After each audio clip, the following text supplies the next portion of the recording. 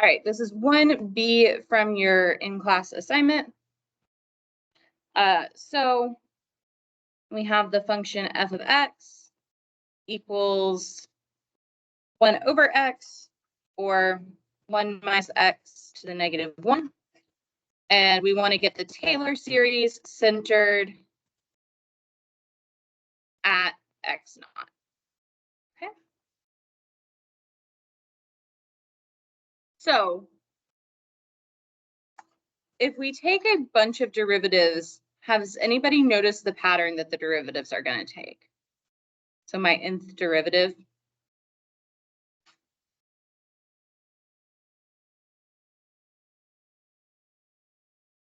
-1 to the n times n factorial.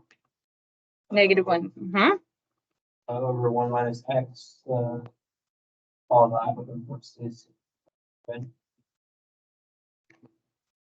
To the power of n plus 1, but yes, because your 0th derivative has a power of 1, so your second derivative, or your first derivative, would have a power of 2.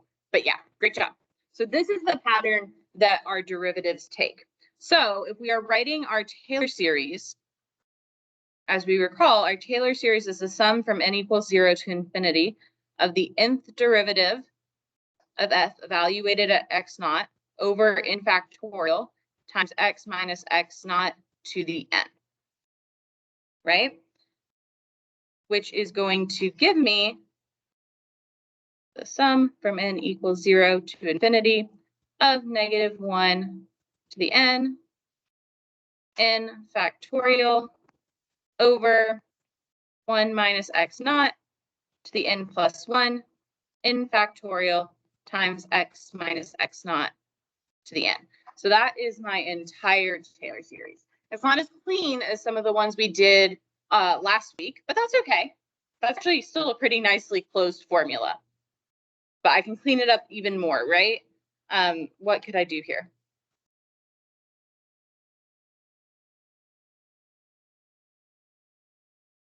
Yeah, cancel out the factorials. So we've got the sum from n equals 0 to infinity of -1 to the n, x minus x naught to the n, all over 1 minus x naught to the n plus 1. Okay. And then how do we determine the radius of convergence? What do we need to do? Ratio test, perfect. So I'm going to take the limit as n approaches infinity. And remember, it is the absolute value of my n plus 1 term over my n term, right? So I'm going to have -1 to the n plus 1, x minus x naught to the n plus 1 over 1 minus x naught to the n plus 2, and then divide by my nth term, which is the same as multiplying by the reciprocal of my nth term. So I've got times 1 minus x naught to the n plus 1 over -1 to the n, x minus x naught to the n, absolute value of all of that. And then this is actually going to clean up like incredibly nicely, like lots of things are going to cancel out. Anybody want to tell me what I'm left with in my absolute value?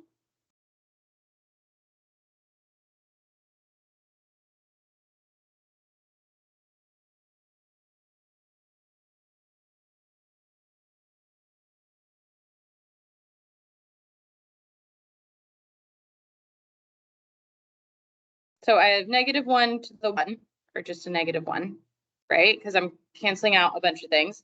And then for my x minus x naughts, I have n plus 1 in the numerator and n in the denominator. So I'm left with an x minus an x naught.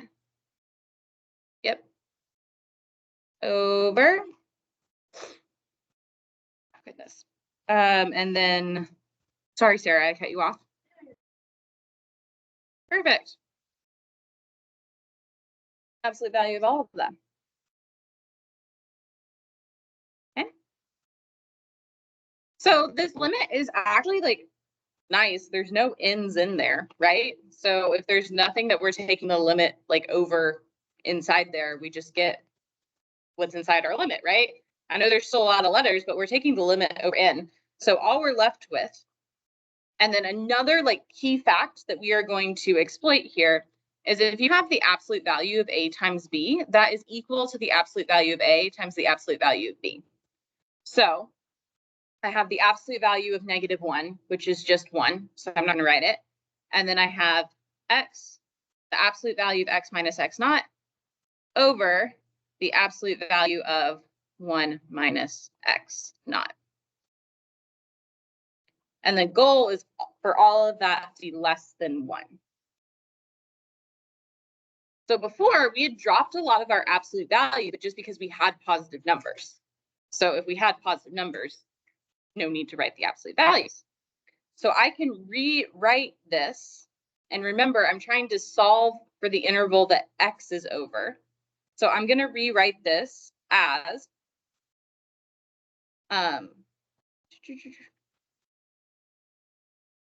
the absolute value of x minus x naught has to be less than the absolute value of 1 minus x naught. So I just multiply both sides by 1 minus x naught. And now if I want to get an interval, where am I going to drop my absolute values, on the left or the right?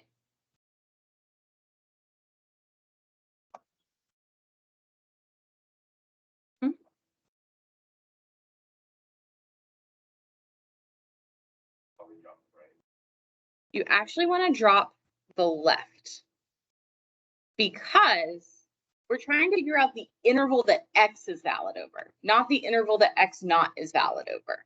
So we're going to drop our absolute values on the left.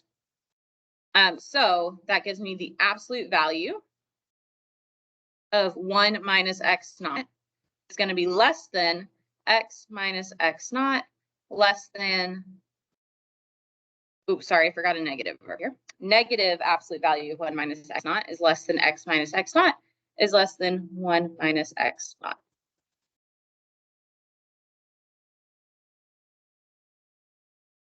And then I just add x naught to both sides, right? So I've got x naught minus the absolute value of 1 minus x naught is less than x is less than x naught plus the absolute value of 1 minus x naught.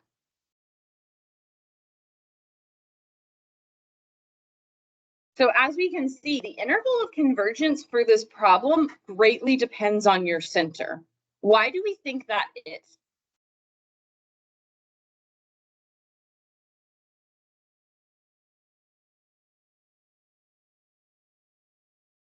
Does this function exist everywhere? No, this function does not exist everywhere. So that absolute value of that center, or the interval of convergence, really depends on the absolute value, or on that center, not the absolute value of the center. The interval of convergence greatly depends on the center, because we're going to move a little bit to the left of the center and a little bit to the right of the center, just depending on what the center is. Okay, do we feel better with dealing with things when we don't have numbers now? It's a little bit better. We always want numbers, right? Okay.